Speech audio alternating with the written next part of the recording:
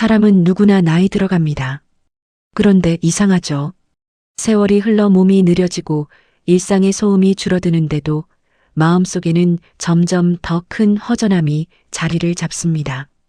예전엔 바쁘다는 이유로 사람 만나기도 힘들었는데 이제는 연락 한 통이 오지 않아 조용한 하루가 낯설게 느껴집니다. 누군가는 말합니다. 나이 들어 외로운 건 친구가 없어서야. 또 누군가는 가족이 곁에 없으니 그렇다고 합니다. 하지만 정말 그럴까요? 주변에 사람이 많아도 허전한 마음이 사라지지 않는 건 왜일까요? 늙어갈수록 필요한 건 사람의 수가 아니라 삶을 지탱해주는 무언가 다른 힘일지도 모릅니다. 젊을 땐 관계가 전부였습니다. 사람을 만나야 의미가 생기고 인정받아야 존재를 느꼈죠. 그러나 인생의 후반부에 들어서면 달라집니다. 누가 내 옆에 있느냐보다 내가 스스로 설 수 있느냐가 더 중요해집니다.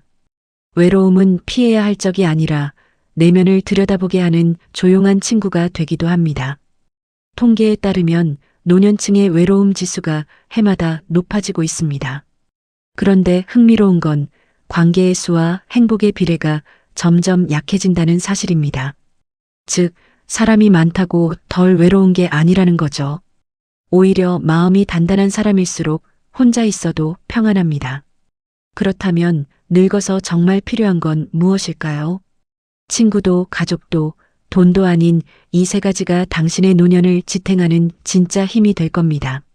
지금부터 하나씩 이야기해 드리겠습니다. 혹시 오늘도 마음 한구석이 허전하셨다면 이 이야기가 당신에게 작은 위로가 될지도 모릅니다. 구독과 좋아요, 알림 설정을 하시면 앞으로도 인생을 단단하게 지켜주는 이야기들을 함께 나눌 수 있습니다. 그럼 이제 나이가 들수록 점점 깊어지는 외로움의 의미부터 이야기해 보겠습니다. 젊을 때는 사람들 사이에서 살아가는 게 당연했습니다. 회사에서는 동료가 있었고 집에 오면 가족이 기다리고 있었죠. 그런데 어느 순간 문득 깨닫게 됩니다. 내 곁에 있던 사람들이 하나둘 사라졌다는 걸. 배우자는 먼저 떠나고 자식은 각자의 삶으로 흩어지고 친구들은 병원과 집을 오가며 연락이 줄어듭니다. 그렇게 하루가 조용해질수록 마음은 점점 허전해집니다. 이 고요 속에서 많은 분들이 말하죠. 이젠 나 혼자 남은 것 같아. 하지만 이 외로움은 누구의 잘못이 아닙니다. 그저 인생의 구조가 그렇게 바뀐 겁니다. 젊을 때는 밖으로 향하던 에너지가 나이 들면 안으로 향하게 되어 있습니다. 몸이 쉬어야 하듯 마음도 쉬어야 할 때가 찾아오는 거죠. 즉, 외로움은 인생이 멈춘 신호가 아니라 잠시 멈춰서 자신을 돌아보라는 신호입니다. 문제는 대부분의 사람들이 그 신호를 고립으로 착각한다는 겁니다. 그래서 억지로 누군가를 붙잡고 잦은 만남으로 그 허전함을 메우려 합니다. 하지만 그런 관계는 오히려 더 큰 공허를 낳습니다. 겉으론 웃고 있어도 속은 텅 비어 있기 때문이죠. 진짜 평안은 관계의 수에서 오는 게 아니라 나 자신과의 관계에서 옵니다. 남들이 나를 찾아주지 않아도 내가 나를 불러 세울 수 있다면 외로움은 사라집니다. 사람이 많아도 마음이 비어 있다면 결국 그 자리는 허전합니다. 반대로 혼자 있어도 내 마음이 단단하면 그 자리는 평화롭습니다. 나이가 들수록 외로움은 피해야 할 감정이 아니라 내 마음을 정리하는 시간입니다. 그동안 남을 위해 채워온 마음의 방을 이제는 나를 위해 다시 꾸며야 할 때입니다. 그 안에는 음악을 틀어놓고 차 한 잔을 마시는 여유도 있고 오래된 기억을 꺼내 미소 짓는 시간도 있습니다. 이런 순간들이 쌓이면 외로움은 적이 아니라 나를 단단하게 만들어주는 벗이 됩니다. 이제 외로움의 결핍을 인정하고 나면 또 다른 현실이 다가옵니다. 평생 함께한 사람들과의 관계 속에서도 갈등이 생기고 때로는 배신처럼 느껴지는 순간들이 찾아오죠. 다음에서는 그 관계의 변화와 상처 속에서 어떻게 마음을 지켜야 하는지 이야기해 보겠습니다. 평생을 함께한 사람들과의 관계도 세월의 흐름 앞에서는 달라집니다. 한때는 마음이 통하고 서로를 위로하던 사이였는데 어느 순간부터는 말이 어긋나고 서운함이 쌓입니다. 그럴 때 우리는 흔히 이렇게 말하죠. 저 사람 예전 같지 않아. 하지만 실은 변한 건 상대가 아니라 인생의 방향이 달라졌기 때문입니다. 젊을 때는 비슷한 목표를 향해 함께 걸었습니다. 일을 하고 가정을 꾸리고 자녀를 키우며 같은 세상 속에 있었죠. 하지만 나이가 들면 각자의 길이 달라집니다. 누군가는 손주를 돌보며 바쁘고 누군가는 건강 문제로 세상과의 접점을 줄입니다. 그리고 누군가는 여전히 과거의 따뜻한 기억에 머물죠. 이처럼 삶의 온도와 속도가 달라지면 예전의 유대감도 변하기 마련입니다. 관계의 갈등은 변심에서 오는 게 아니라 이런 온도의 차이에서 시작됩니다. 특히 친했던 사이일수록 기대가 크고 그 기대가 어긋나면 상처도 깊어집니다. 누군가는 나를 외면한 것 같고 누군가는 나만 뒤에 남겨둔 것처럼 느껴집니다. 그 마음속에는 사실 내가 여전히 그에게 중요하길 바라는 인간적인 욕심이 숨어 있습니다. 그러나 인생의 후반부에서는 이 욕심을 내려놓을 때 비로소 평온이 찾아옵니다. 모든 인연이 평생 함께 갈 수는 없습니다. 떠나는 사람은 그 나름의 이유가 있고 남는 사람은 또 자기의 몫을 살아야 합니다. 이 단순한 진리를 받아들이기까지 우리는 수많은 서운함을 겪습니다. 하지만 그 감정조차 자연스러운 과정입니다. 관계의 변화는 배신이 아니라 각자가 자기 인생을 살아가기 위한 거리두기일 뿐입니다. 그렇다고 해서 모든 인연을 끊어야 한다는 뜻은 아닙니다. 중요한 건 붙잡을 인연과 놓아줄 인연을 구분하는 일입니다. 누군가는 여전히 내 마음의 거울이 되어 나를 성장시키고 누군가는 이제 서로의 삶을 존중하며 멀리서 응원해야 할 존재로 남습니다. 이 구분이 바로 인생 후반의 지혜입니다. 만약 어떤 관계가 당신을 계속 피곤하게 하고 마음의 평화를 빼앗는다면 그건 이미 함께 가야 할 인연이 아닙니다. 이제는 이해시키려 애쓰기보다 서로의 다른 길을 인정하는 용기가 필요합니다. 사람은 서로 달라지기 마련이고 그 다름을 받아들이는 순간 원망은 사라집니다. 그렇게 관계의 기대를 내려놓고 나면 남는 건 한 가지입니다. 이제 나 스스로 내 마음을 지켜야 한다는 결심이죠. 다음에서는 관계를 정리하고도 평온을 잃지 않는 단절과 자립의 결심에 대해 이야기해 보겠습니다. 나이가 들수록 관계를 이어가는 일보다 관계를 정리하는 일이 더 어려워집니다. 누군가를 놓아야 한다는 건 단순히 사람 하나를 잃는 게 아니라 그와 함께했던 시간과 추억까지 내려놓는 일이기 때문이죠. 그래서 많은 분들이 마음속으로는 이미 멀어진 관계를 붙잡고 살아갑니다. 그래도 오래된 인연인데 먼저 연락 안 하면 너무 쓸쓸하잖아. 하지만 그렇게 억지로 이어가는 관계는 결국 마음의 짐이 됩니다. 진짜 용기는 불필요한 인연을 미움 없이 정리할 수 있는 힘입니다. 누군가를 밀어내는 게 아니라 내 마음의 평화를 지켜내는 선택이죠. 나이가 들면 좋은 사람보다 편한 관계가 더 중요해집니다. 그 편안함은 상대에게서 오는 게 아니라 나의 경계가 단단할 때 생깁니다. 살다 보면 이런 말을 듣기도 합니다. 그 사람을 왜 끊어내? 그래도 인연인데. 하지만 세상 모든 인연이 평생 유지될 필요는 없습니다. 인생의 어느 시점에서는 더 이상 서로에게 도움이 되지 않는 관계도 생깁니다. 그걸 억지로 붙잡으면 마음이 닳고 결국 나 자신을 잃습니다. 단절은 외로움을 만드는 게 아니라 진짜 자유를 여는 출발입니다. 혼자 있는 시간은 공허한 시간이 아닙니다. 그건 내가 나를 회복시키는 시간이고 나의 내면을 가꾸는 시간입니다. 아침 햇살을 천천히 느끼며 걷고 커피 한 잔을 마시며 지난 시간을 돌아보는 그 여유 속에서 비로소 이제 나는 나로 살아도 괜찮다는 평안이 피어납니다.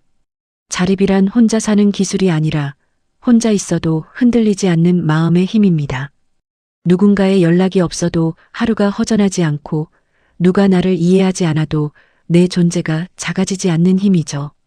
그 힘은 갑자기 생기지 않습니다. 조용히, 꾸준히 스스로의 일상을 가꾸는 사람에게서 자랍니다. 하루 한 끼를 정성스럽게 차리고 내 공간을 내 손으로 정리하며 내 삶의 리듬을 내가 만들어갈 때 그 속에서 진짜 자립이 시작됩니다. 이렇게 마음의 자립이 자리 잡으면 외로움은 더 이상 두려운 단어가 아닙니다. 혼자 있어도 불안하지 않고 오히려 혼자일 때 가장 나답습니다.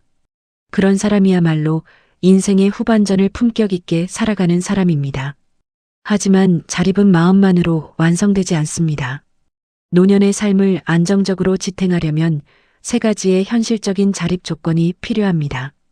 다음에서는 인생 후반의 평온을 이루는 세 가지 기반에 대해 이야기해 보겠습니다. 인생의 후반부는 단순히 오래 사는 것이 아니라 어떻게 흔들리지 않고 살아가느냐의 시기입니다. 이 시기를 단단하게 버티게 해주는 건 결국 세 가지 자립의 기둥입니다. 경제, 건강, 그리고 마음의 자립. 이 세 가지가 고르게 서야 노년의 평온이 무너지지 않습니다. 먼저 경제입니다. 돈이 인생의 전부는 아니지만 노년에는 생각보다 돈의 역할이 큽니다. 생활비를 걱정하지 않아야 마음이 편하고 스스로의 선택을 존중받을 수 있습니다. 하지만 여기서 말하는 경제적 자립은 많은 돈을 뜻하지 않습니다. 적게 벌어도 꾸준히 유지되는 생활 구조, 즉 내가 감당할 수 있는 삶의 형태를 만드는 게 중요합니다. 예를 들어 내 수입에 맞게 지출을 줄이고 불필요한 소비를 끊으며 집안의 물건부터 관계까지 삶의 무게를 가볍게 정리하는 일. 그것이 진짜 경제적 자립입니다.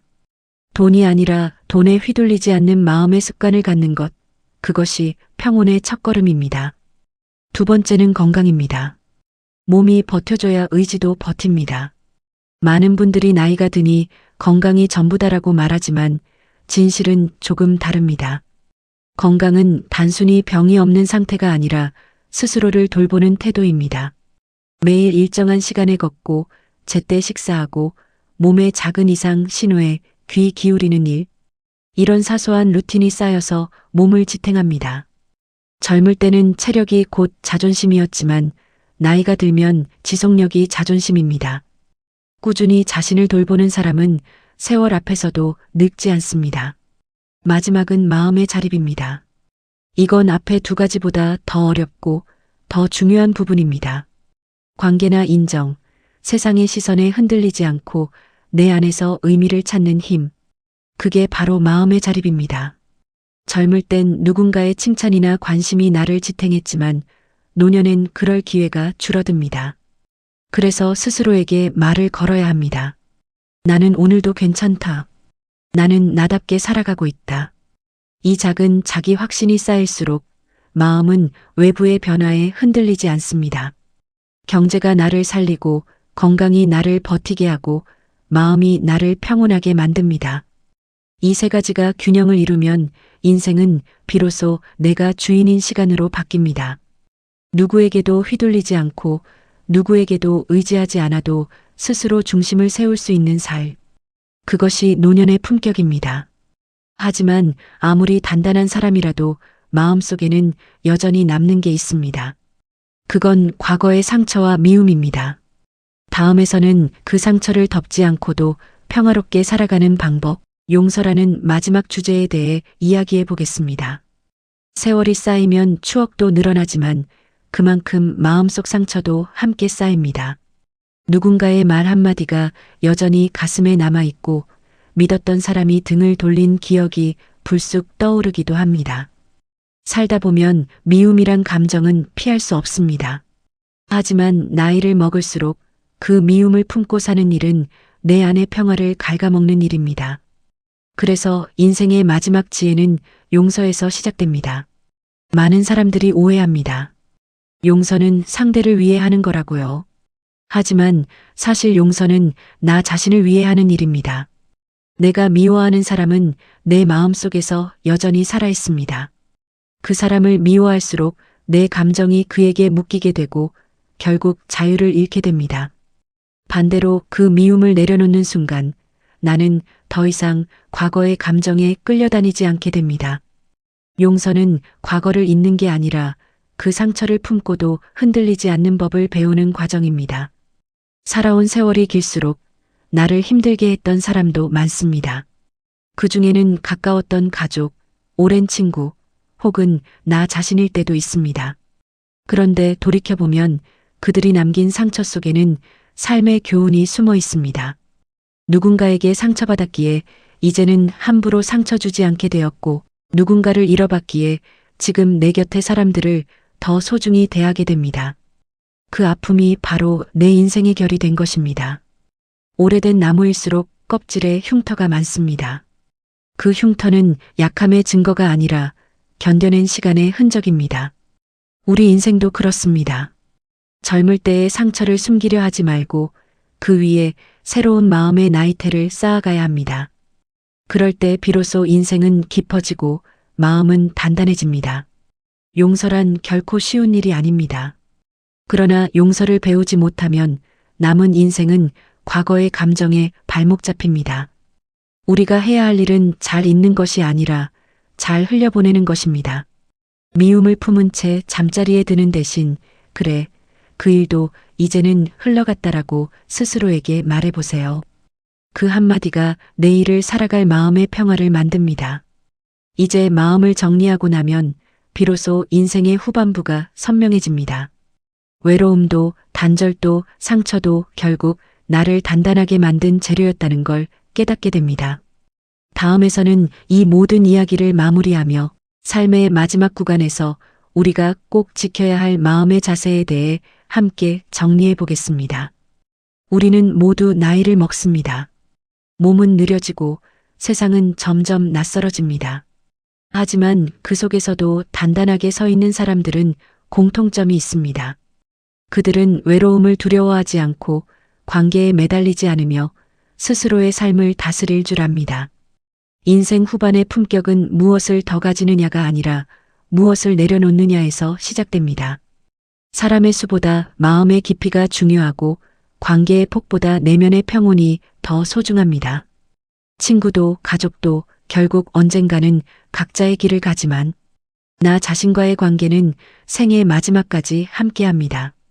그래서 노년의 진짜 과제는 나를 외롭지 않게 만드는 법을 배우는 것입니다.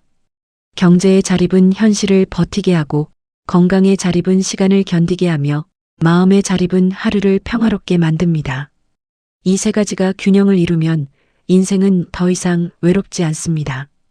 그때부터는 누가 내 옆에 있느냐보다 내가 어떤 마음으로 하루를 맞이하느냐가 중요해집니다. 지나온 세월을 돌아보면 아픈 기억도 많고 후회도 있을 겁니다. 하지만 그 모든 시간은 지금의 나를 단단하게 만든 흔적입니다. 미움은 흘러가고 상처는 닫히고 결국 남는 건 지금 이 순간의 나 자신뿐입니다. 그걸 인정하고 받아들이는 순간 인생의 마지막 장은 비로소 따뜻해집니다. 이제는 스스로에게 이렇게 말해보세요. 이제 나는 충분히 괜찮다. 혼자여도 나로 살아도 좋다. 그 말 한마디가 남은 인생을 평화롭게 만들어줄 겁니다. 오늘의 이야기가 마음 한구석에 잔잔한 울림으로 남았다면 구독과 좋아요, 그리고 알림 설정으로 다음 이야기에서도 함께 걸어가 주세요. 당신의 남은 날들이 더 단단하고 더 따뜻해지길 바랍니다.